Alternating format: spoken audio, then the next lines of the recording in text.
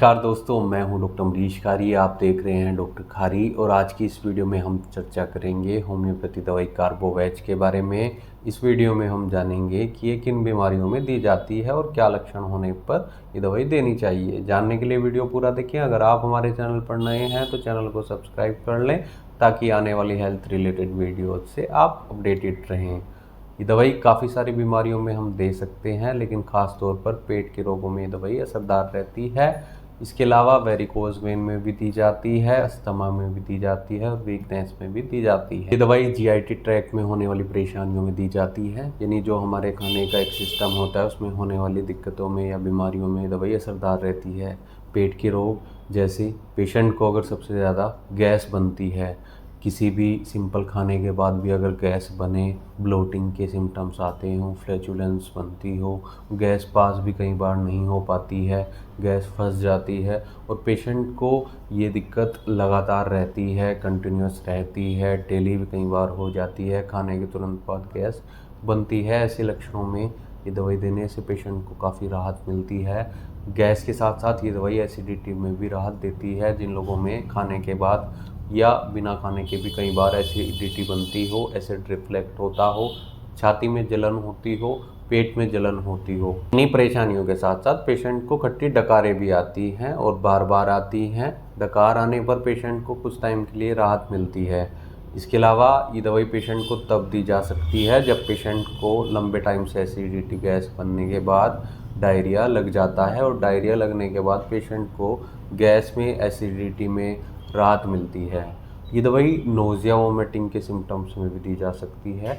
जब पेशेंट को गैस बनती है या एसिडिटी होती है तो नोज़ियाटिक फील करता है पेशेंट, ऐसा मन करता है कि उबकाई होने वाली है, खाने का बिल्कुल मन नहीं होता है और वोमिटिंग कई बार कर भी देता है। तो ऐसे लक्षणों में राहत तो मिलती है पेशेंट को, लेकिन ये दवाई देने से गैस की समस्या ठीक होती है, एसिडिटी की समस्या ठीक होती है और नोज़िया वोमिटिंग जैसे समस्या भी ठीक होती है। दोस्तों, इसी के साथ साथ पेशेंट के अगर डाइजेशन में दिक्कत आ रही है, पेशेंट का डाइजेशन खराब है तो पाइल्स की समस्या आना आम है। बवासीर होने पर भी ये दवाई दी जा सकती है।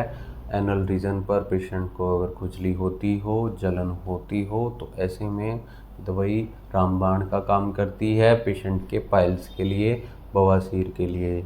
पेशेंट के पेट को भी ठीक करती है और अगर पेशेंट के वेन्स में इन्फ्लामेशन आ जाए, नसों में सूजन आ जाए और उस कारण पेशेंट को बवासीर में दिक्कत हो रही है, दर्द हो रहा है, तो ये दवाई दी जा सकती है। इसके और सिम्टम्स की बात करें तो रेस्पिरेटरी प्रॉब्लम्स में भी ये दवाई दी जा सकती है, यानी सांस से संबंधित रोगों में भी ये दवाई दी जा सकती है। जैसे खांसी होने पर ये दवाई असरदार रहती है, अस्थमा में, ब्रोंकाइटिस में असरदार रहती है।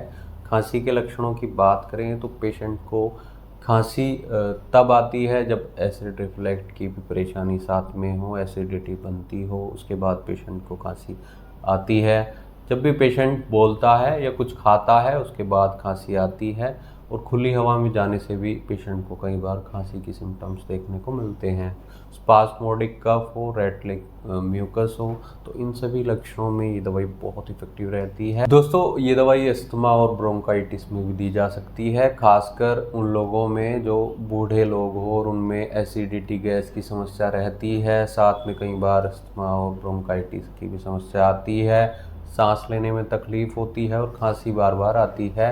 तो ऐसे में ये उन लोगों के लिए बहुत इफ़ेक्टिव रहती है। ये दवाई वेरिकोस वेन में और अल्सर्स में भी दी जाती है। पेशेंट के ब्लड सर्कुलेशन को सही करती है। इसके अलावा ये एंटी हेमरेजिक के तौर पर भी दी जाती है, यानी ब्लीडिंग को कंट्रोल करती है। पेशेंट को अगर कहीं से ब्लीडिंग हो रही है तो ये दवाई देने से ब्लीडिंग भी रुक जाती है। वेरिकोस वेन में दी जा सकती है, अल्सर्स में दी जा सकती है। ये दवाई नाक से संबंधित रोगों में भी दी जा सकती है। जिन लोगों में कोल्ड की शिकायत रहती है, साथ में नोज़ ब्लीडिंग यानी नाक से खून आता है, तो ऐसे लक्षणों में ये दवाई देने से पेशेंट के नज़ले जुकाम में भी राहत मिलती है। साथ ही पेशेंट को अगर नाक से खून आ रहा है उसमें भी राहत मिलती है। अगर आपको ऐसी इनमें से कोई भी परेशानी है तो एक बार अपने होम्योपैथी डॉक्टर से कंसल्ट जरूर कर लें। बिना डॉक्टर की सलाह के कोई भी होम्योपैथी दवाई न खाएं।